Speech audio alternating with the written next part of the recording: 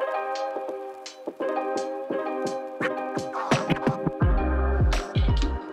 Assalamualaikum warahmatullahi wabarakatuh. Selamat siang, salam sejahtera bagi kita semua. Om Swastiastu, Namo Buddhaya, salam kebajikan.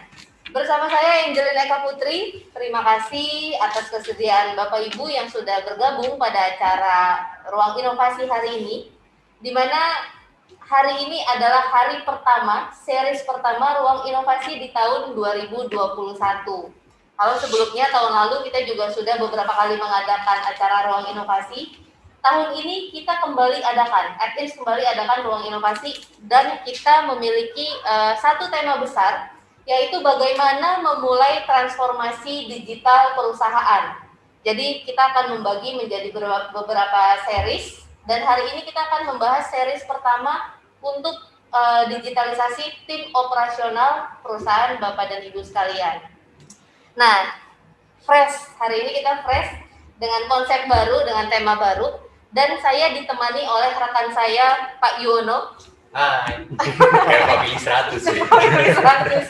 Ya, nah ini ada Pak Yuwono dan juga para pakar IT yang mereka ada keahlian di bidangnya masing-masing, dan kita akan membicarakan mengenai transformasi digital perusahaan yang memang sedang hangat ya di lapangan, ya, sedang menjadi perbincangan khususnya di industri finansial.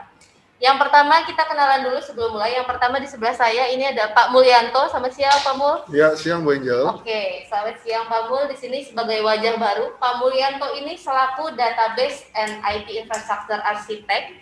Lalu di tengah ada Pak Daniel Adinugraha. Ya, siang Gel. Siang Pak, sehat ya Pak ya? Mantap. Mantap. Jadi untuk webinar Ruang Inovasi 2020 kita juga sudah pernah sama Pak Daniel.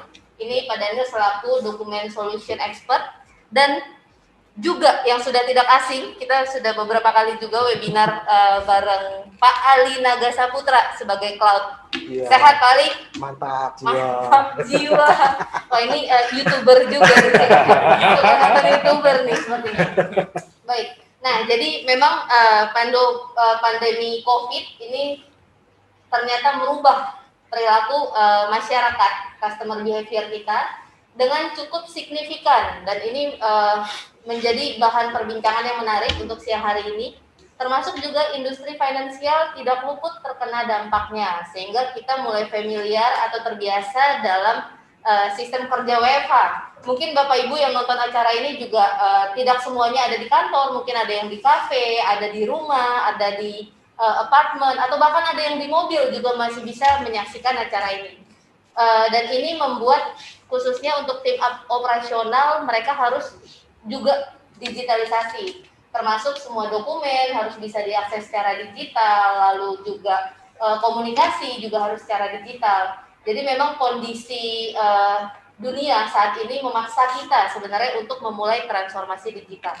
Baik, kita langsung aja diskusi. Okay. Jadi topik pertama ini mengenai mengapa transformasi digital itu menjadi suatu keharusan. Apakah WFH itu benar-benar terjadi di sisi klien atau di sisi perusahaan-perusahaan yang Bapak-bapak di sini ketahui sebelumnya?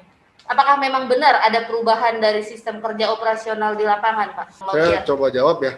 Boleh. Jadi gini, mungkin kalau ngomong dokumentasi ya, kita bicara dokumentasi, WFH gitu, nggak mungkin ya kita cara-cara dokumentasi itu semuanya masih manual gitu. Dengan work from home kita butuh online segala macam, itu jadi lama. Contohnya aja dari dokumentasi awal masuk itu dikirim, direview, di-approve gitu. Kalau kita pakai cara manual ya lama gitu, prosesnya butuh waktu.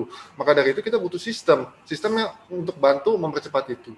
Nah, kalau lihat dari review 1 tahun belakang itu memang mulai muncul nih demand-demand yang sebelumnya itu dokumen management system itu digunakan untuk kebutuhan customer mereka gitu ya. Jadi operasional klien kita dengan customer. Nah sekarang juga sudah mulai muncullah ini demand-demand yang untuk mengolah dokumen-dokumen internal mereka sendiri gitu. Perubahannya sih yang saya pantau dari sisi dokumentasi kurang lebih seperti itu. Oke, jadi yang sebelumnya hanya ada kebutuhan dari internal ke eksternal keluar ke customer. Sekarang di internalnya mereka sendiri pun sudah membutuhkan digitalisasi, begitu ya Pak? Iya, betul sekali. Oke, baik-baik. Nah, nanti di sini mungkin saya bisa share sedikit bagi Bapak Ibu yang sedang menyaksikan acara ini, apabila nanti ada proses bisnis yang memang berubah juga, bisa bergabung bersama kita untuk diskusi. Jadi kita bisa langsung tanya jawab, dan kalau misalkan ada yang mau menceritakan proses yang terjadi di Bapak Ibu alami atau Bapak Ibu pernah ketahui, itu juga nanti boleh di raise hand atau di komen, nanti kita bisa diskusi bareng. Jadi di sini diskusinya memang kita dua arah.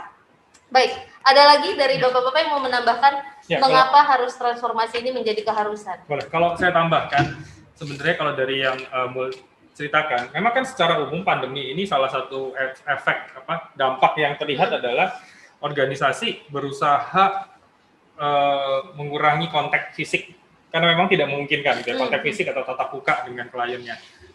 Either seperti yang kata Pak Mul tadi, kontak fisik dengan benar-benar customer di luar ataupun customer internal, dua-duanya sama. Kita harus kondisi ini memaksa kita kan untuk mengurangi itu gitu ya, sehingga memang organisasi bagaimanapun juga harus memikirkan solusi bagaimana punya suatu jawaban yang less contact gitu ya, atau bahkan yang full digital gitu kan, supaya tetap bisa menjangkau pelanggannya, tapi juga tidak menyalahi protokol kesehatan, tidak dibatasi oleh ketidakmampuan untuk ketemu dengan customer-nya, either itu internal maupun eksternal.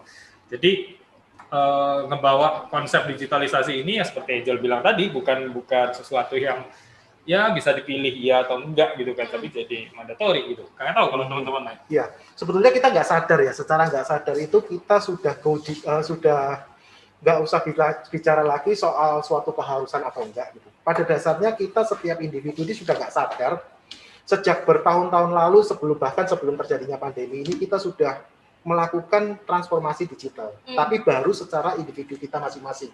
Ya, mungkin kalau ada yang ingat dulu, wah saya suka sekali pakai Dropbox sampai invite teman-teman biar size-nya nambah gede supaya saya bisa naruh file lebih banyak. Kemudian kita mulai beralih lagi, kita mulai pakai Google Drive, kita mulai pakai lagi Google Foto. Saya mau simpan foto-foto saya di Google supaya saya nggak habis beli hard disk, beli flash disk dan lain sebagainya.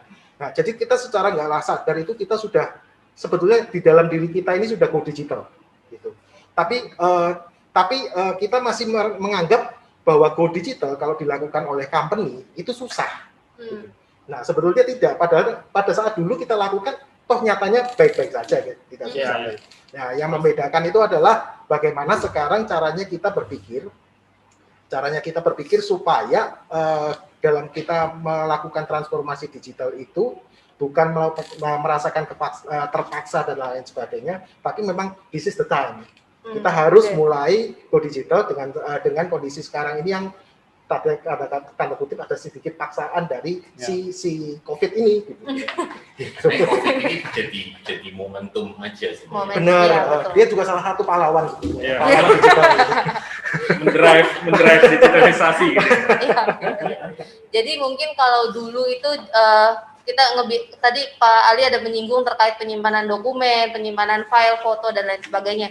Itu saya ingat waktu masih zamannya disket ya Pak ya. Terus kita mulai beralih, ada yang USB, lalu beralih lagi menjadi hard disk eksternal, lalu secara tidak langsung kita sudah mulai pakai drive begitu ya Pak. Dan itu sebenarnya opsional kalau dulu. Tapi sekarang ketika tadi Pak Ali katakan karena COVID-19 ini ya, karena pandemi dan memang dunia juga bersama-sama bergerak seperti itu dan habit kita juga berubah, inilah yang membuat menjadi suatu keharusan gitu ya. Okay. Dan memang trennya naik ya Pak ya untuk cloud seperti ini. Luar biasa naik sekali, luar biasa. Bahkan sekarang kalau kita dengar musik, film itu semua sebenarnya udah cloud system ya. Benar. Jadi kita nggak perlu nyimpan lagi, dulu kan kita download, bagi lagu dong gitu ya. Iya. Kalau sekarang kan tinggal klik-klik gitu, bayar bulanan, sebenarnya gitu ya. Benar. Cara kerjanya. Menarik sih, sebenarnya berarti kalau orang sudah punya kesadaran itu gitu ya, baik maksudnya merasa dipaksa karena kondisi ini, ataupun tadi kalau Pak Ali bilang ya maksudnya memang ini momentumnya gitu memulai. Oke, let's say kita sudah punya kesadaran itu bahwa ini kebutuhan, ini keharusan. Nah, kalau mau mulai gitu, kadang kan orang ya kok pengen sih go digital, cuman gimana gitu mulainya? Mungkin bisa share tips-tipsnya dari teman-teman. Oke, saya coba jawab secara konsep dulu ya. Kan bagaimanapun juga nih kalau kita bicara digitalisasi, kita mau melangkah Kita mau melangkah, kita mau menuju satu titik yang di depan kita gitu. Nah, sebelum melangkah itu, saya kira penting banget buat kita untuk mengerti benar-benar pain-nya customer itu apa sih. Oke. Dan kalau kita mengerti pain-nya kan kita bisa bikin, kalau secara konsep namanya pain reliever gitu ya. Jadi kalau ini ada pain, kita kasih reliever-nya apa gitu, obatnya apa gitu kan. Dan kalau di konsep value proposition itu yang dibilang sebagai gain creator gitu kan. Jadi kita mengubah pain jadi gain, mengubah sakitnya mereka menjadi suatu keuntungan buat mereka. Nah, itu yang sudut pandang itu kan sebenarnya sudut pandang yang kita suka sebut-sebut selama ini, selama customer centric gitu ya, fokus pada pelanggan dan sebagainya. Nah, sebenarnya kan itu kan belajar untuk mengerti sebenarnya sakitnya dia apa sih, dan kalau kita tahu sakitnya yang spesifik, obatnya juga bisa spesifik. Nah, Betul. jadi konsep yang namanya customer centric dengan sendirinya gitu akan jadi rohnya kita nih, bukan cuman jargon lagi gitu kan. Ngerti dulu pain-nya gitu. Kalau ngerti pain-nya nanti semuanya bisa di deliver dengan lebih baik. Rasanya konsepnya gitu dulu sih gitu ya. Karena tahu kalau teman-teman ada yang punya sama sih pengalaman dengan lain. Padan ya, Yu. Jadi memang dari pain-pain itulah yang kita mulai dulu, kita bangun gitu. Jadi startingnya dari mana sih? Dari pain itu. Kita udah define pain-nya apa, ya itu yang kita bangun. Ya kayak sekarang customer kita misalkan dulunya dia dengan mudah datang ke kantor cabang, melakukan transaksi segala macam. Sekarang itu bukan orang-orang nggak prefer begitu lagi gitu. Kalau ini case misalnya berarti industri financing gitu. Iya, betul. Perbankan. Customer-nya berarti kan nasabah gitu ya. Betul. Jadi nasabah itu juga nggak prefer datang ke kantor cabang melakukan transaksi segala macam gitu. Mereka sekarang udah terbiasa dengan online, lebih cepat, lebih mudah, lebih safe gitu. Nah, itu itu yang kita mulai bangun gitu. Setuju. Dari pain-pain itu yang kita mulai biar customer kita ya memilih kita gitu. Ya, saya mau teruskan yang tadi Pak Mul bilang ya. Saya tertarik dengan tadi udah nggak zamannya lagi ke nasabah pergi ke cabang-cabang dan lain sebagainya gitu. Saya jadi teringat ceritanya dari terobosan yang dilakukan oleh Bank BRI. Bank BRI. Oke. Bank BRI ini melakukan terobosan yang cukup luar biasa menurut saya. Dia sebagai bank sejuta umat ya, gitu ya. Di semua pelosok Indonesia dia ada, sampai ke desa-desa dia ada. Tapi dia mau merubah konsep itu menjadi branchless banking gitu. Dengan mengeluarkan produk-produk seperti Brilink, produk seperti Ceria, produk seperti ada apalagi itu yang pinjaman tunai juga dan lain sebagainya itu. Nah, yang luar biasanya itu dia berkonsep itu dia ingin merubah bank itu sudah tidak bercabang lagi, tapi setiap nasabah merupakan cabang. Gitu. Sehingga kalau ambil contoh, saya pada saat ingin tarik uang, saya nggak usah pusing lagi cari ATM, saya nggak usah pusing lagi cari apa, saya tinggal melakukan request saja. Kemudian pada saat mungkin Pak Daniel, saya ada uang mau ambil tempat saya, gitu. Tinggal saya menuju ke Pak Daniel, saya ambil uangnya, dan langsung saldo Pak Daniel turun, saldo Pak Daniel bertambah ya gitu. Ya itu saya dapat tunainya gitu. Betul. Ya, gitu. Kira-kira seperti itu. Ya itu cara-cara yang cukup luar biasa dengan konsep ada tadi yang dibilang dengan customer centric, berpikir dari sisi customer dulu. Gitu. Karena memang sebenarnya yang kita kerjakan sebagai perusahaan ini kan untuk serve customer ya. Jadi ketika sekarang pola hidupnya customer berubah, terus kenyamanan mereka juga punya standar khusus untuk meminimalisir ketemu orang, dan perusahaan itu harus punya berbagai cara untuk mengakomodir kebutuhan itu, seperti itu ya. Oke, nah baik. Mungkin di sini bisa dibantu oleh admin kalau misalnya ada yang ingin ikut sharing sama kita atau yang mau tanya jawab. Nah, itu tadi kita sudah diskusi mengenai mengapa Go Digital ini menjadi sebuah keharusan dan memulainya sebenarnya. Nah, kira-kira untuk cara mendigitalisasi proses bisnis, apa faktor yang bisa mempengaruhi untuk perusahaan itu bisa bertransformasi digital? Faktor-faktor apa saja yang perlu diperhatikan ketika ayo perusahaan kita mulai moving forward gitu untuk tim operasional khususnya. Kalau tadi kan kita saya pernah cerita tadi itu kan kita sebetulnya sudah dari awal sudah secara tidak sadar kita sudah go digital gitu. Betul. Gitu. Nah, yang menjadi tantangan adalah mungkin mindset di kita, apalagi mungkin di company-company sudah banyak generasi-generasi milenial yang sudah join ke company, bahkan sudah mencapai level middle management gitu ya. Gitu. Nah, tapi mindset itu masih mindset secara pribadinya mereka gitu. Nah, mindset ini yang saya rasa harus diubah menjadi mindset suatu perusahaan. Sehingga company itu menjadi berani untuk go digital gitu. Berangkat dari situ dulu saya rasa. Dengan demikian itu bisa menjadi policy suatu company, ayo kita mulai go digital, ayo kita mulai melakukan transformasi, baru semuanya bisa bergerak. Artinya bibit-bibitnya itu sebenarnya selama ini sudah ada. Sudah ada, benar. Maksudnya di-collect sama-sama kita move sebagai company. Yes. Nah, satu hal lagi yang mungkin perlu diluruskan gitu ya. Kalau mindsetnya udah benar, terus kita mau go digital gitu kan, kecenderungannya kalau kita bilang mau go digital, orang akan berpikir, oh saya harus punya solusi IT, servernya seperti apa, application-nya seperti apa, database-nya seperti apa. Tapi sebenarnya kan ada dua sisi yang kita harus siapkan gitu ya. Yang pertama kita bicara soal teknologinya sendiri, soal IT-nya, apps-nya seperti apa gitu kan. Yang kedua yang kita nggak boleh lupakan adalah sisi operations-nya sendiri, operasionalnya gitu. Contoh nih misalnya, pada saat kita bilang go digital, nanti ke depan semua transaksi kita diproses lewat application, lewat apps maksud saya, udah nggak ada kertas lagi, udah nggak ada dokumen manual lagi. Nah, terus pertanyaan yang paling mendasar adalah dokumen-dokumen kertas saya yang segudang itu mau diapain? Itu yang suka kelupaan tuh. Gitu. Yang existing kemarin dipakai. Kan kita bertahun-tahun pakai betul. kertas nih, gitu. Pakai kertas, Ceritanya betul. udah disimpan di gudang, udah penuh, udah dan secara aturan nggak boleh dibuang juga, gitu kan. Nah, pertanyaannya kan seringkali bukan pertanyaannya sih ya, isunya seringkali itu dilupain gitu. Nah, sebenarnya yang perlu diperhatikan juga buat organisasi yang mau go digital ke depannya adalah, ayo kita treatment yang histori kita ini juga dengan baik, dengan proper gitu. Maksudnya, apakah kertas ini harus di-convert dulu menjadi data historik, jadi data di dalam aplikasi gitu, jadi soft copy maksud saya gitu ya, sehingga kalau kita bicara nanti ke depannya kita mau lihat data kita secara menyeluruh dari awal operasional sampai sekarang itu nggak putus gitu kan. Kalau kita cuma datanya sejak go digital doang gitu ya putus gitu. Kita nggak punya koneksi lagi ke data historical kita, padahal itu source of data yang luar biasa gitu kan. Betul. Iya. Saya mau nambah sedikit tadi diangkat Pak Daniel ya. Mungkin gini, Angel. Kalau data-data itu selama ini yang histori juga kita taruh di gudang, nggak kita apa-apain, ya itu nggak berguna gitu buat kita. Itu buat backup, waktu dipakai kita retrieve-nya pun susah gitu. Nah, begitu itu dimasukkan digital, itu bisa kita olah, bisa jadi informasi yang berguna buat kita. Retrieve-nya pun gampang gitu, mudah. Kita mau cari cepat gitu. Nah, saya nambahin itu aja sih dari yang tadi terakhir di mention Pak. Oke, jadi sebenarnya barang yang tadinya disimpan dalam bentuk kertas itu ada speed sebenarnya, ada kecepatan ketika kita membutuhkan mengolah menjadi informasi.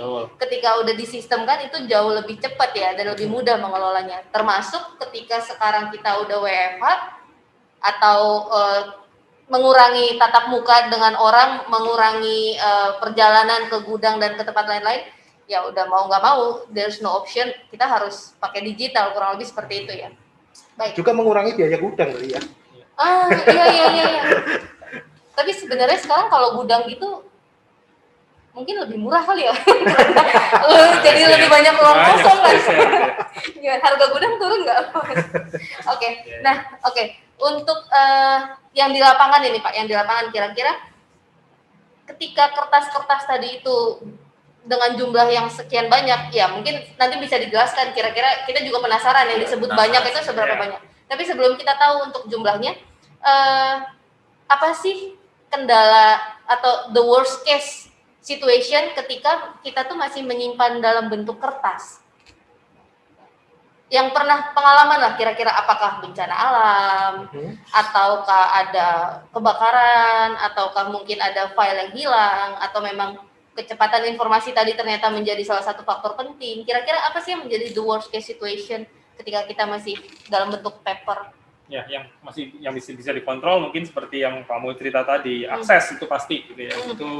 Itu udah isu lama lah gitu. Pokoknya begitu kita masuk punya kertasnya itu udah berkotak-kotak ya, itu udah mulai sulit.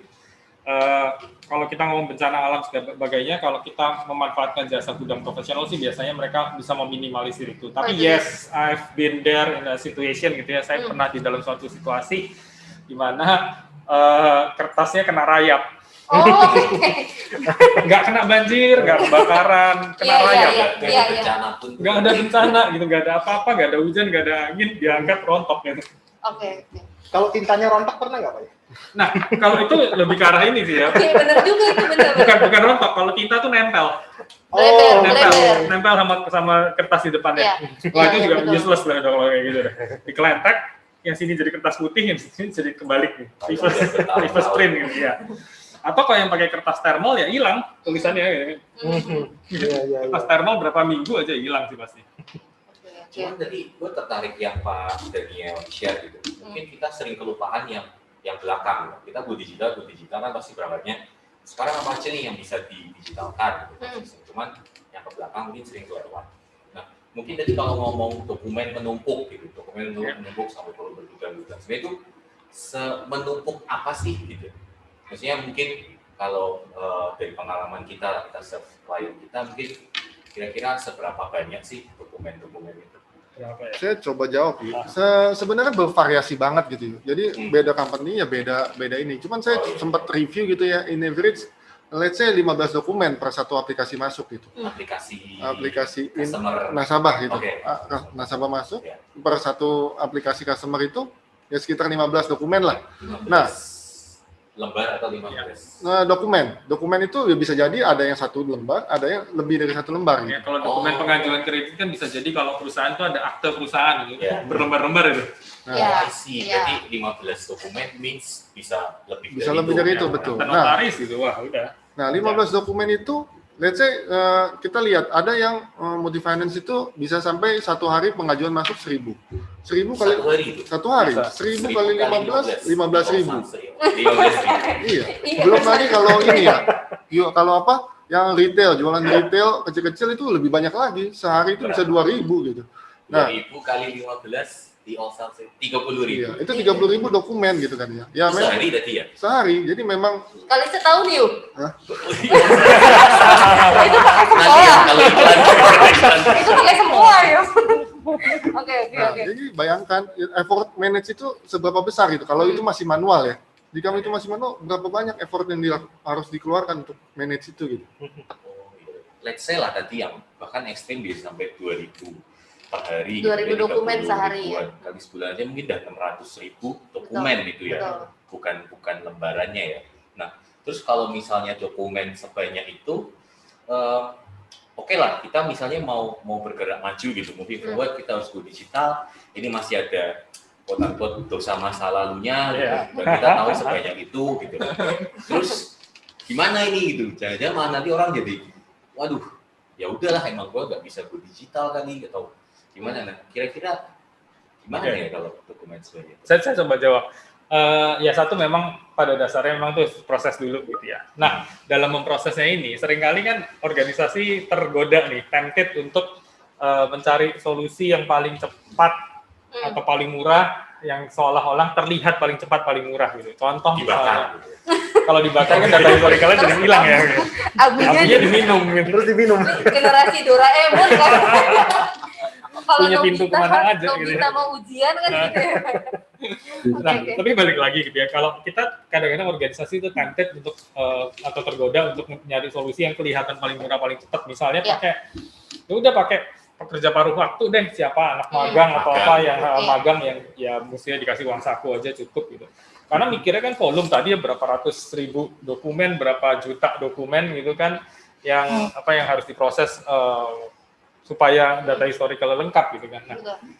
Nah, yang perlu diperhatikan gitu ya, organisasi harus hati-hati, jangan sampai godaan cari murah ini membuat hasil akhirnya nggak bagus, nggak berkualitas. Kenapa? Kan sebenarnya itu tapi kan cuma proses input data, Pak. Maksudnya Nah, ya kayak ya mungkin anak kecil aja bisa gitu kan, ini cuma mindahin data gitu kan. Ketik. betul. Kalau kita bicara soal inputnya mungkin iya benar gitu ya. Tapi kan kita bicara soal akurasi. Akurasi kan kita bicaranya maksudnya gini loh. Jika saya cuma pekerja paruh waktu gitu ya, dibayar pokoknya kamu dibayar sekian ribu sehari ya, saya ngetik aja. Kalaupun salah, ada dosa-dosa masa lalu, ya, maksudnya saya salah ngetik, ya udah gitu, aku nggak punya tanggung jawab apa-apa gitu kan. Saya tidak punya tanggung jawab atas kualitinya. Maksudnya organisasi nggak bisa nge-shoe saya atau ya nge-shoe itu agak terlalu jauh gitu ya. Maksudnya organisasi itu tidak bisa menuntut saya atas kesalahan, misalnya saya nggak akurat, bolong-bolong datanya dan sebagainya. Dan itu yang sebenarnya menciptakan kebutuhan untuk bahwa data-data itu harus diproses oleh tim data entry yang profesional gitu kan. Karena mereka harusnya punya jaminan kualitas, jaminan akurasi, jaminan keamanan.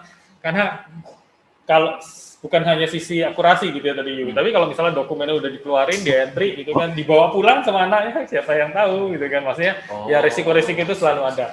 Integritas lah, risiko integrity itu juga ada kalau kita tidak menjalankan proses ini lewat proses data entry yang proper gitu ya. Nah, contoh. Mungkin beberapa tahun lalu gitu ya, Atkins kan sempat ngerjain proyeknya Dirjen Pajak. Itu backlognya bukan ratusan ribu lah gitu, jutaan gitu ya. Jutaan, dan itu kan dokumen yang very sensitif gitu ya. Dokumen pajak itu kan sensitif sekali. Sorry gitu ya. Pak, jutaan itu paper, maksudnya jutaan lembar kertas. Lembar gitu. kertas. Oke. Itu dulu teorinya hitungan kapasitinya bisa 7 sampai 10 juta sebulan. Karena itu nasional ya, ini pajak kita membahas pajak Indonesia gitu ya. Bukan, belum. Ini masih lingkup masih DKI aja, Jabodetabek. Oke. Jabodetabek aja generate-nya sekitar 7 sampai 10 juta lembar sebulan. Per Backlog-nya bulannya dikali 10 berapa juta. bulan itu ya langsung kebayang, langsung kehitung. Nah, Hitung lagi yuk, pakai sempoan. Nah, proses itu kan harus di-manage dengan proper ya, karena yang ngerjain itu juga nggak bisa 1-2 orang saja gitu kan. Itu timnya hampir 500 orang waktu itu mengerjakan dengan akurasi 99%, 99,9, saya lupa persis angkanya, 99,sekian%.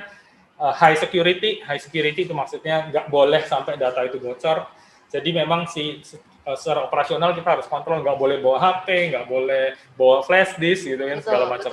Nah, services kayak gitu kan hanya bisa di-provide sama perusahaan yang memang profesional di bidang data entry gitu kan, nggak sembarangan anak SMA dipanggilnya sini kerjain gitu kan, ya terus nggak begitu gitu. Kita bicara untuk tidak mengkompromis quality gitu kan, karena kalau enggak kita masukin datanya cepat, quote unquote murah, tapi nggak ada kualitasnya ya percuma. Gitu.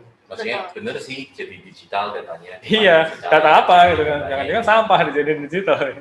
Kalau angkanya salah 0 gitu ya. Iya, kurang 0 aja gitu. Komanya salah naruh, gitu. Bubar itu semua. Maksudnya ternyata nggak sesimpel itu ya. Maksudnya, ya. Maksudnya case-nya kalau saya lihat tadi dari cerita materinya sebenarnya lebih ke gimana manage orangnya ini ya. Kalau ya. Betul. Manage prosesnya lah, bukan orangnya ya. Manage the whole process gitu kan. Karena kan ngentry pun sebenarnya kan ada bagaimana supaya optimum kan ada caranya juga gitu kan, bukan ya pokoknya diturunin entry gitu kan, ya ada bahkan mekanisme retrieve-nya, mekanisme membalikinnya kan juga ada ininya sebenarnya, ada best practice-nya lah. Memang kalau diurus anak magang kadang-kadang memang ada isu ya, itu saya pernah alami itu isu sama anak magang waktu kuliah, gua magang gitu kan. Nah itu gue bermasalah sama gue. Bisa jadi ada isu kan. Ya, bosnya yang isu. Bosnya ketika Iono-nya magang isu. Nah, maksudnya berarti sebenarnya kan oke lah, mendigitalkan itu bukan cuma moving forward, tapi yang belakang-belakang kita digitalin. Dengan cara mungkin ya mulai diconsider, diserahkan ke tenaga-tenaga yang memang profesional di bidang itu gitu kan. Nah, let's say kita sudah melalui step itu, kita sudah digitalkan semua dengan tenaga yang profesional, jadi integrity terjamin, SLA terjamin gitu. Nah, terus udah nih datanya kan udah digital, terus apa gitu next step? Maksudnya kan ya sudah data gitu, tapi nanti gimana nih supaya nanti bisa maunya kita kan tadi mau bisa diakses rame-rame, diolah, di-manage gitu. Gimana bisa share? Mungkin gini sih, makanya kita butuh sistem yang bisa integrasi ke let's say core aplikasi gitu ya, yang biasa sehari-hari dipakai sama si company ini gitu kan, punya core aplikasi, punya supporting apps. Nah, gimana sih dokumen-dokumen ini bisa diakses mudah, terintegrasi dengan core aplikasinya gitu. Jadi tadi setelah itu kan kita bisa seperti hak aksesnya siapa aja, user yang bisa akses siapa, Betul. dokumen ini diakses siapa saja bisa terdetek gitu, diakses, di download, di view, diedit, Ada lognya ya. ada lognya gitu, kita bisa detect gitu. Kalau pas manual malah nggak kelihatan ya.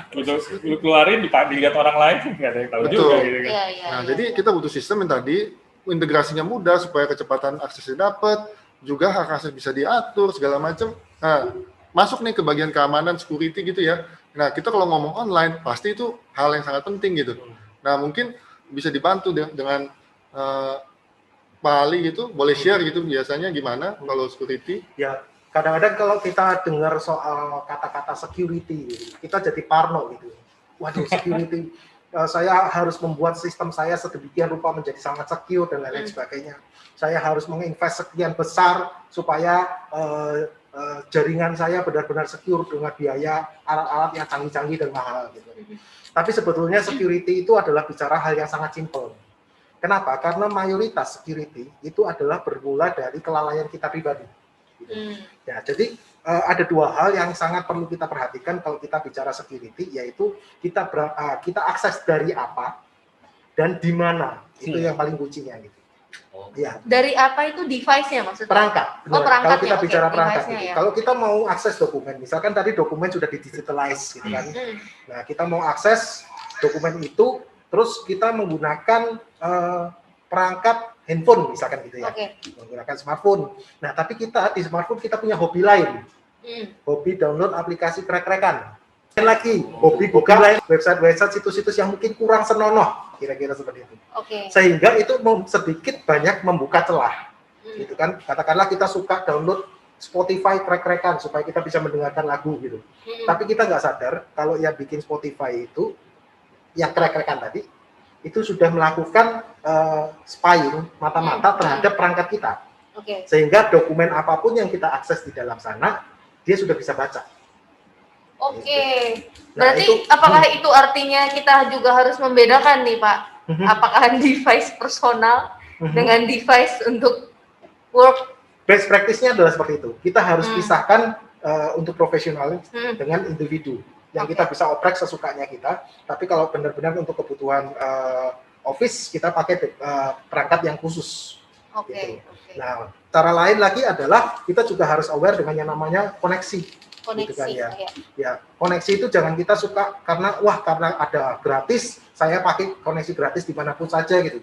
Mumpung lagi WFH, saya pinginnya kerjanya di Starbucks, internetnya gratis sambil saya beli koneksi internet. Benar. Jaringan koneksinya. Ya, itu.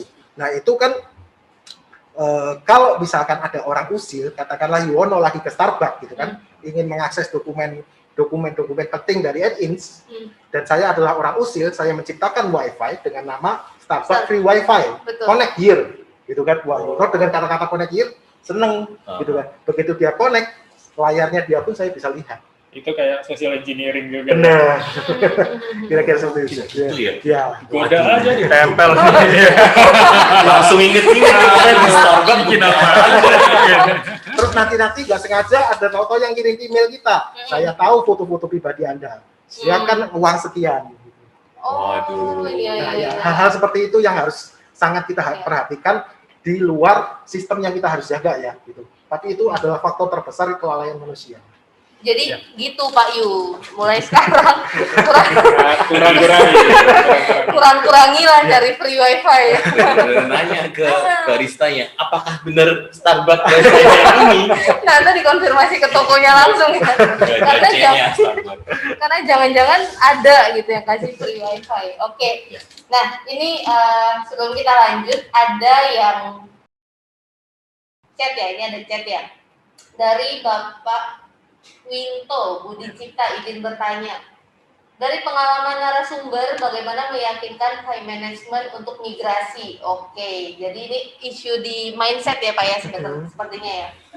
Migrasi pelayanan cloud or at least hybrid yang masih ada bau-bau on-prem-nya karena tuntutan data yang disimpan semakin besar. Baik, yang berikutnya opsi dari public cloud baik multi maupun single, private cloud, hybrid cloud, mana opsi yang dipilih narasumber untuk skenario. Baik, Pak Winto kita kasih kesempatan bertanya Pak kalau mau join langsung dengan kita diskusi, boleh di unmute Pak untuk kita discuss bareng. Nah ini untuk layanan cloud hybrid mungkin dibantu Pak Ali mungkin ya untuk Boleh. yang cloud ya. Baik Pak Winto sambil. Oh, oke. Sementara belum bisa. Oke, sementara belum bisa live. Oke, thank you Pak Winto. Dibantu Pak Ali mungkin Ya. sebagai sisi cloud. Untuk poin mungkin yang nomor 1 ya. Meyakinkan Saya masih dengan belum tahu sebetulnya kendala dalam meyakinkan untuk top level management yang menjadi hambatan terbesar dalam kita melakukan migrasi ke layanan cloud adalah pertama mindset dulu. Gitu. Betul. Karena masih banyak dari bapak-bapak kita ya yang di level top management yang berpikiran jika data saya letakkan di cloud maka biayanya akan sangat besar.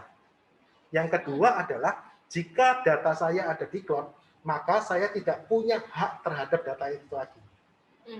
Jadi ini yang perlu dirubah terlebih dahulu, karena kalau ini nggak, mau kita pakai cara apapun, kita pakai alasan apapun akan susah sekali.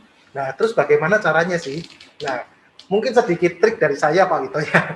Kalau di saya, kisi-kisi. ya, karena kebetulan saya juga mengalami Pak gitu 3 tahun untuk mencoba merayu, saya melakukan studi perbandingan Pak. Gitu. Jadi saya mencoba melakukan pembandingan antara berapa cost yang harus saya keluarkan jika saya melakukannya secara on-prem dan berapa yang bisa saya hemat atau berapa saya yang harus bisa saya efisiensikan jika saya migrasi menuju cloud. Okay. Yang pertama itu, jadi saya melakukan perbandingan terus seperti itu dengan sedetail mungkin datanya, karena semakin detail data berarti ya kalau kita sering dengar mungkin speak with data ya gitu ya. Yeah. Semakin detail data yang kita bisa berikan, maka kita semakin bisa meyakinkan orang. Kayak gitu. Kemudian cara yang kedua adalah kalau bicara soal tadi seberapa secure data tersebut gitu. Betul. Nah, kita juga bisa melakukan studi-studi karena banyak sekali layanan cloud yang sudah banyak memberikan baik testimoni maupun dokumen-dokumen standar internasional seperti ISO dan lain-lain sebagainya. Itu yang bisa kita andalkan dan kita manfaatkan untuk memberikan tanda kutip edukasi kepada bapak-bapak yang ada di top level management. Itu dua kunci dulu ya, pertama yang bisa kita usahakan gitu. Jadi speak with data dulu dengan kita melakukan komparasi secara sedetail-detailnya, yang kemudian kita juga memberikan sedikit edukasi mengenai data security yang ada di layanan cloud. Sebelum kita lanjut ke pertanyaan nomor 2, nah itu tadi jawaban dari Pak Ali, Pak Winto. Kalau nanti ada yang masih kurang nanti bisa ditanyakan kembali ya Pak. Baik, kita lanjut ke nomor 2. Opsi skenario terbaiknya. Ini sorry. Mana dari opsi single, private, hybrid, mana yang paling baik ini diadopsi rasanya? Depends ini. Iya, betul. Itu jawabannya depends. Konsultasi dulu sama Pak Ali sebenarnya. Tapi depends itu maksudnya apa sih? Dependensinya itu atas apa aja ketika kita mau decide kapan private, kapan public. Ini not one size fits all gitu ya kayak. Benar. Jadi gini, kalau kita menggunakan yang namanya layanan cloud, itu kita nggak bisa dalam tanda kutip tutup mata, nggak bisa tutup mata. Karena memang tidak dipungkiri kalau kita secara saya nggak mau repot, semuanya saya cloudkan deh, gitu kan. Dampaknya adalah biaya yang tadi misalkan 10 juta per bulan akan berkembang mungkin menjadi 500 juta per bulan. Gitu. Itu akan menjadi sangat luar biasa mahal. Kenapa? Karena di layanan cloud kita jangan lupa di dalam layanan cloud itu biaya yang kita harus bayar itu bukan melulu bicara soal resource server atau resource data center, tapi kita di sana juga ada biaya yang melakukan maintenance cloud siapa? Gitu. Betul. Kan? Kita belum lagi melakukan biaya terhadap license yang ada di cloud. Betul. Nah itu semuanya kita harus pertimbangkan secara lebih detail. Jadi kita bicara lebih detail lagi supaya nggak tutup mata lah gitu. Kita harus melakukan assessment dulu. Gitu. Mungkin bisa lah. Mungkin Pak Winto bisa bisa nanti ngobrol dengan kita lagi Iya. lebih lanjut ya, Baik. untuk bisa kita bantu assess. Betul. Gitu. Nah, baik. Jadi untuk Bapak Ibu juga mungkin selain Pak Winto mungkin ada juga kebutuhan yang dengan pertanyaan yang sama. Jadi sebenarnya topik untuk terkait private cloud, hybrid cloud itu sebenarnya kita juga sudah pernah ada ruang inovasinya. Nanti mungkin Bapak bisa lebih lengkap, itu ada di YouTube channelnya @ins_official dan ada ruang inovasi yang membahas tentang cloud.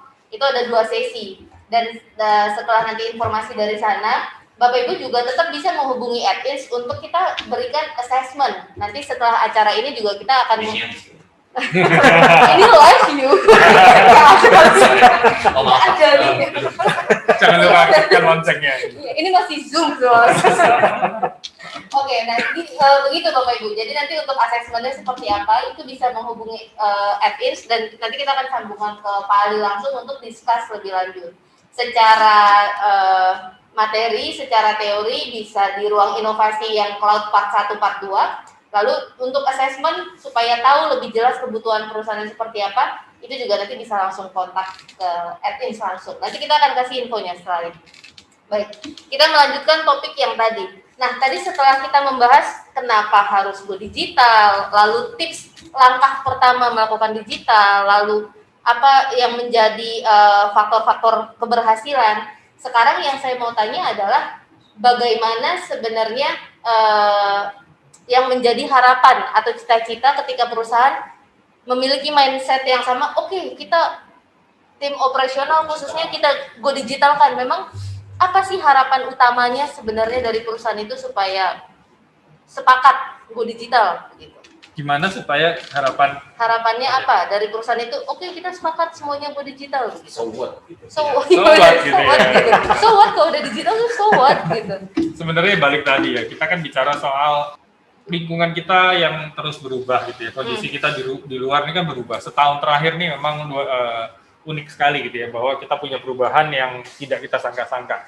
Kan kalau kita ngomong setahun 2 tahun terakhir ini boleh dibilang atau setahun 2 tahun sebelumnya maksud saya gitu ya. 2-3 tahun sebelumnya lah gitu ya. Kita banyak yang ngomong digitalisasi di Indonesia ini belum bisa 100%. Kenapa? Ada kendala network coverage, ada daerah yang belum tersentuh. Ada digital gap gitu, orang-orang yang memang tidak terbiasa pakai digital. Ada isu penetrasi handheldnya, handsetnya sendiri gitu. Ada daerah-daerah ya orang-orang yang masih pakai Symbian gitu mungkin ya, mungkin ada gitu ya. Okay. Tapi kan itu semua berubah ya. Bukan waktu negara api menyerang sih gitu ya. Waktu pandemi terjadi gitu kan. Jadi itu kan berubah semua gitu ya. Nah, perubahan itu cepat, nggak bisa diprediksi. Dan saya pikir pandemi ini bukan satu-satunya perubahan yang cepat dan tidak bisa diprediksi dan skalanya masif gitu. Kita nggak ngerti lagi di depan kita kan ada apa nih. Betul. Itu kondisi yang kita sebut sebagai VUCA itu kan biasanya kan volatile, di luar uncertain. Bagaimana caranya ya saya rasa kita harus berusaha atau organisasi harus berusaha untuk adaptif gitu, maksudnya harus cepat-cepat agile lah istilahnya sekarang gitu ya. Agile gitu ya, adaptif dalam arti kata kalau kita mau survive, bukan cuma survive rasanya, thriving gitu ya. Kalau kita mau tetap berkembang di sini ya mesti berubah. Kenapa dinosaurus punah gitu? Karena waktu itu zaman es mereka tidak bisa adaptif gitu kan, makanya mereka punah gitu kan. Dan kenapa manusia masih bisa? Karena manusianya adaptif. Gitu. Organisasi kan maksudnya meskipun contohnya agak ekstrim gitu ya, tapi kan itu sebenarnya menggambarkan kalau kita nggak mau adaptif, kita nggak mau agile, nggak mau ikut bergerak gitu. Ini yang bergerak, kita bergerak. Ya kita bisa ikut ini juga, bisa ikut terseret arus, tenggelam pada akhirnya gitu. Nah, itu sih rasanya sih. Okay. Harapannya ya tentunya organisasinya gesit gitu. Kalau bisa mengantisipasi nih lebih bagus lagi. Kalau udah kelihatan bakalan ke kiri ya kita antisipasi gitu. Kayak naik bis lah gitu ya. Udah tahu dia mau belok kan kita berpegangan dulu gitu. Gitu. Kirain kalau bisnya belok kiri itu asik. Malah ngikut ke biasanya itu yang duduk di dekat pintu mah. Nah, itu yang go with the flow kan. Yeah. Sometimes itu asik gitu, tapi kalau begitu kita meleng keceduk gitu. Iya betul. Organisasi juga sama kan, mungkin ya asik aja gitu, tapi jangan sampai kita sebagai organisasi keceduk-ceduk juga gitu kan. Artinya setelah, maksudnya memang sekarang kan dari transformasi digital ini keharusan gitu ya. Tapi Ya. kita bukan cuma ngikut arus go digital, tapi ya itu jadi step awal untuk semakin lebih agile, lebih adaptif gitu ya maksudnya. Kayak Ali bilang tadi, kita berangkat dari mindsetnya, kita setuju dulu nih, gitu kan, Ya. bahwa kita harus bisa antisipasi juga gitu. Dengan step awal tadi kita mendigitalkan step, Effort. terus tadi customer sebagai objektif Iya, kita, customer kita centric. pahami lainnya, terus yang di belakang kita perbaikin operation, apa-apa yang bisa dijalankan tuh step awal untuk jadi agile dan adaptif. Gitu. Ya, kalau dari saya sih ini Angel, Gimana simple aja, ya histori mencatat ya bahwa perusahaan-perusahaan yang tadinya market leader itu bisa tidak survive gitu. Kalau dia nggak cepat beradaptasi, nggak cepat berubah gitu. Nah, kita tinggal belajar dari pengalaman itu gitu. Belajar dari pengalaman orang lain, baik yang gagal maupun yang sukses. Ya simpelnya berubah dan belajar. Itu sih tipsnya dari saya. berubah dan belajar. Kirain history biarlah menjadi masa lalu. Ternyata saya kira tadi mau ke sana, enggak ya? Enggak sih. Jadi belajar dari pengalaman itu baik, tapi kalau lebih baik lagi dari pengalaman orang lain. Iya, lebih aman ya, resikonya lebih Cepat, kecil. ya. Dibandingkan kita yang terjun langsung, kita gagal, kita ubah. Kita gagal, ya udah ada yang contohnya kita pelajari lah. Mau keluarin quote bahasa Inggrisnya cuma lupa bahasa Indonesia. Mandarinnya boleh. Oke, nah itu tadi. Nah, untuk dari Ko Ali, dari Pak Ali sendiri, kira-kira harapannya seperti apa ini Pak? Untuk terutama sisi cloud ya. Kira-kira menurut Pak Ali ini sebagai expert lah ya, kita bisa bilang expert di cloud. Apakah memang kedepannya semakin booming cloud ini, atau bisa jadi cakupannya semakin luas? Maksud saya gampangnya gini, ketika dulu kita taunya let's say Google Drive hanya untuk penyimpanan dokumen, foto, lalu sekarang berkembang jadi film, bahkan sekarang film anak-anak yang warna biru channel berbayar, yang warna logonya warna merah berbayar. Begitu juga dengan musik gitu kan. Nah, nanti ke depannya itu kira-kira seperti apa sih, Pak? Ya. Kalau kita bicara soal cloud ini sebetulnya adalah future teknologi. Betul. Gitu. Jadi cloud ini sebetulnya dibangun untuk mendukung era 4.0. 4.0, Gitu ya. oke. Ya. 4.0 ya. Iya. Biar lebih keren 4.0 ya. Karena kalau saya sering dengar Pak Jokowi bilang Indonesia 4.0 gitu. 4.0, oke. Ya gitu. Ya jadi sebetulnya cloud ini adalah suatu masa depan yang harus kita segera adopsi. Oke. Gitu. Karena kalau kita tidak cepat-cepat mengadopsi yang namanya cloud ini, kita itu akan selalu left behind. Gitu. Nah, jadi kalau misalkan saya mungkin ada yang ingat saya pernah sharing bagaimana untuk mendukung era 4.0 itu adalah salah satunya kita harus bisa scalable, kita harus bisa agile, Betul. dan kita harus bisa immerse. Immerse itu adalah kita menggabungkan multi teknologi untuk kepentingan kita. Tujuannya adalah apa? Tujuannya adalah untuk sebagai kita mengejar behaviornya customer gitu. Kembali lagi ke customer centric tadi gitu. Jadi kalau kita tetap bersikukuh dengan konsepnya kita sekarang segala sesuatunya harus kita bangun build dari nol, segala sesuatunya dari nol, maka tentu kita akan menjadi susah sekali untuk scalable. Padahal customer setiap hari bisa jadi berubah. Mungkin kalau ada yang ingat ya, pada zaman dulu handphone diciptakan versi baru keluarnya 2 tahun sekali. Berkembang menjadi setahun sekali. Kemudian berkembang lagi menjadi 6 bulan sekali. Sekarang Xiaomi 3 bulan sekali keluar. Karena dia untuk mengejar seperti itu. Jadi itu adalah caranya untuk bisa mengejar customer behavior. Xiaomi kalau melakukan hal seperti itu, kalau dia tidak menggunakan infrastruktur yang namanya ini kalau dia tidak melakukan hal seperti itu, pertumbuhan customer-nya sangat cepat. Servernya itu bisa jalan servernya. Ya, kira-kira seperti itu sih. Oke. Nah, jadi sebenarnya mungkin saya simpulkan sedikit, ketika ada hal baru, ini kita kan biasanya reject dulu ya, kayak ya udahlah belum perlu, kurang lebih seperti itu ya. Nanti gitu. Nah, tapi at least di sini kita coba kenalan dulu dengan teknologi baru, lalu kita cari mana yang cocok untuk tim perusahaan kita, mana yang sesuai dengan kebutuhan. Setelah itu kita coba kolaborasi dengan sistem yang sudah ada. Kita bisa cari sistem yang sudah ada, terus kita coba adoption di perusahaan kita. Lalu setelah itu pun bahkan sepanjang perjalanan ketika adoption itu akan terjadi kendala-kendala juga, penyesuaian juga ya. Nah, jadi ketika kita di sini berlama-lama di tahap rejection atau berlama-lama di tahap penyesuaian, itu yang membuat kita nggak maju-maju. Xiaomi tadi 3 bulan launching produk baru, lah kita 3 bulan masih meeting lagi kurang lebih seperti itu ya. Oke. Nah, baik, itu tadi karena kita sudah jamnya juga sudah cukup mau habis. Mulai haus sebenarnya ini karena pakai masker, jadi kita nggak boleh minum ya. Nah, kita masih punya door prize. Nanti setelah ini kita akan berikan door prize untuk 2 orang yang beruntung.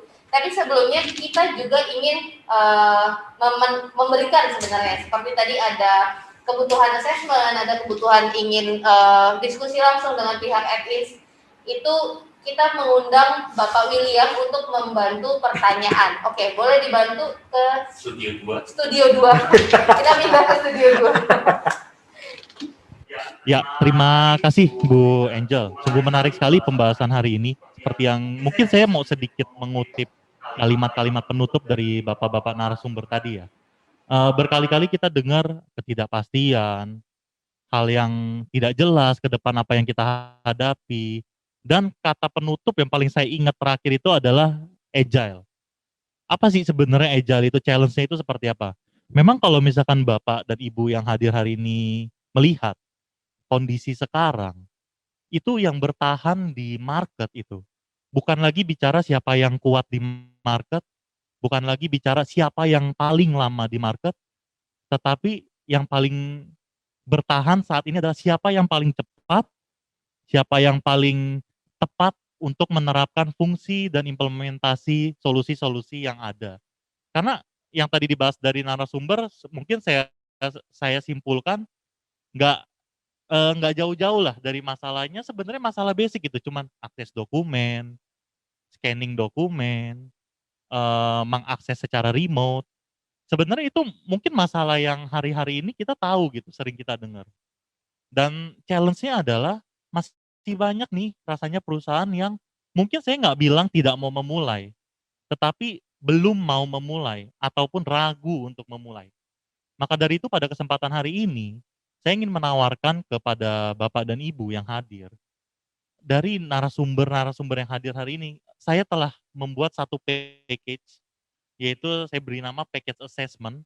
Biasanya package assessment ini memang kita terapkan secara berbayar, tapi khusus untuk hari ini dan Bapak Ibu yang mendaftar melalui channel yang telah tertampil di layar, kami akan berikan satu package assessment secara gratis, di mana Bapak dan Ibu bisa konsultasikan semua permasalahan terkait operasional, semua permasalahan terkait, oh Pak, ini saya bingung nih banyak dokumen-dokumen yang fisik, mau diapain ya Pak? Tadi Pak Daniel bilang dan dari narasumber lain, gudangnya mahal, dimakanin rayap, kena air. Bapak bisa konsultasikan ke kita dan kami akan berikan secara gratis kepada Bapak rekomendasi-rekomendasi untuk perusahaan Bapak dan Ibu memulai digitalisasi. Jadi jangan disia-siakan Bapak dan Ibu, rasanya kesempatan ini kesempatan yang cukup langka. Kita berniat memulai tahun 2021 ini dengan seri pertama Ruang Inovasi ini untuk lagi-lagi membantu Bapak dan Ibu starting digitalization. Mari kita sama-sama belajar untuk menjadi perusahaan yang agile, saling membantu, di mana nanti harapan kita tetap di tahun ini kita bisa thriving, bukan hanya survive. Tadi poinnya dari Pak Daniel sangat baik. Mari bersama dengan Atins kita thriving bersama dengan solusi-solusi yang kami berikan. Mungkin itu saja Bu Angel, terima kasih. Saya kembalikan ke studio 1. Oke, terima kasih Pak William. Nah, baik, kembali bersama kita di studio 1 Atins. Ini kayaknya bagus sih. Kayak TV jadi. Kayak ramalan cuaca. Nah, sekarang kita masuk di ini yang paling menyenangkan sebenarnya ya, door prize. Jadi kita akan undi kira-kira siapa yang akan mendapatkan door prize. Door prize hari ini adalah Bluetooth Xiaomi Earbuds 2. Gitu. Oke, langsung boleh diputar. Ini nama kita berlima nggak masuk ya? Dilihat-lihat saya tadi cariin. Baik, Bapak Andi Harjono. Oke, apakah ada Bapak Andi Harjono? Ada. Oke, selamat Bapak Andi Harjono. Nanti akan dihubungin oleh panitia kita untuk pengiriman hadiah. Nanti hadiahnya kita akan kirim. Satu lagi. Udah go digital ini. Mau digital. Putar. Nah, ini udah nggak perlu diputar lagi. Ya. Sudah. Itu momennya itu Demi mau nggak jadi. sudah. Oke, selamat Bapak Andi. Ada? Apakah ada? Oh, tidak ada. Bapak Andi dan Nata ternyata tidak hadir. Jadi yang ini daftar, tapi kalau tidak hadir kita skip ya. Jadi Tidak hadir atau mungkin udah Oke. hadir. Angus. Teng. Iya. Oke. Jadi pastikan namanya sesuai ya Pak ya, nama yang didaftar dengan nama yang di Zoom. Bapak Adwin Baskoro ada? Oke, dari panitia bilang ada. Selamat untuk Bapak Adwin Baskoro. Yeay, congratulations. Nanti akan dihubungin sama tim panitia kita untuk pengiriman hadiah. Baik, itu ada chat, boleh dilihat dari siapa? Oke, Bapak Andi. Oke, terima kasih sama-sama Pak Andi. Nah, kita sudah sampai di penghujung acara. Saya mengucapkan banyak terima kasih kepada para narasumber yang keren-keren dan Terima kasih. ya dan rekan paling kece Pak Yuwono. Jago sikuat. Oke, dan saya juga turut kembali mengundang Bapak dan Ibu sekalian untuk tetap setia mengikuti serial ruang inovasi kita berikutnya, dan tentunya dengan seperti tadi saya bilang di awal, kali ini tim operasional. Nanti berikutnya kita ada bagaimana digitalisasi dari sisi konsumen, dari sisi tema-tema yang sales. Iya, tema-temanya jauh lebih menantang sebenarnya, termasuk digitalisasi tim di lapangan seperti itu. Dan kita akan pastikan narasumbernya juga semakin wow, seperti itu ya. Dan kita untuk juga open itu ya. Ini space ini kalau ada yang berminat nama perusahaannya jelas. di sini kita masih kosong. Boleh. Kalau berminat Belum ada. oh, Di Japri aja nanti. Oke, baik. Maaf, saya sedang vaksin. Tadi Link tertutup, rekaman. nggak bisa mendapatkan link rekamannya. Ditaruh YouTube ya biasanya nanti ya. Baik, nanti ini akan kita upload di dalam YouTube. Kita naikkan di dalam YouTube. Dan Bapak Ibu tetap bisa kembali mengakses video ini di YouTube channelnya @ins Official. Termasuk juga Ruang Inovasi episode-episode sebelumnya di tahun 2020. Terima kasih, selamat siang, dan salam sejahtera, tetap semangat, stay healthy. Thank you.